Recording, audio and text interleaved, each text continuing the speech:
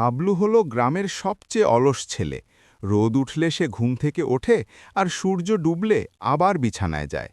তার মা প্রতিদিন চিল্লে চিল্লে হয়রান, হাবলু, ওরে ওঠ, সূর্য মাথায় উঠল। কিন্তু হাবলুর কানে ওসব ঢোকে না। একদিন হাবলুর মামা শহর থেকে একটা অদ্ভুত জিনিস নিয়ে এলেন।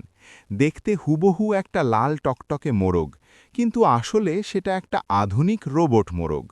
মামা বললেন, হাবলু, এই মোরগ যার ঘরে থাকবে তাকে আর অ্যালার্ম দিয়ে জাগাতে হবে না। এর গলায় আছে এমন সুর যে কুম্ভকর্ণও লাফিয়ে উঠবে। হাবলু ভাবল, ধুর, একটা প্লাস্টিকের মোরগ আমাকে আবার কি জাগাবে। সে রাতে মোরগটাকে খাটের নিচে রেখে মনের সুখে ঘুমানোর প্রস্তুতি নিল। কিন্তু সে জানত না এই রোবট মোরগের প্রোগ্রামিং একটু উল্টো। ভোর 4টে বাজতেই রোবট মোরগটার ডানা ঝাপটাতে শুরু করল। কিন্তু সে কোকোরোকো না ডেকে বিকট শব্দে গান গাইতে শুরু করল। জাগো হে অলস ভিড়, বিছানা ছাড়ো, নইলে কপালে আছে দুর্ভোগ বড়। হাবলু এক লাফে খাট থেকে পড়ে গেল। সে রেগে মেগে মোরগটাকে থামাতে চাইল, কিন্তু রোবটটার গায়ে হাত দিতেই সেটা আরও জোরে চিৎকার করতে লাগল। হাবলু দেখল পালানোর পথ নেই।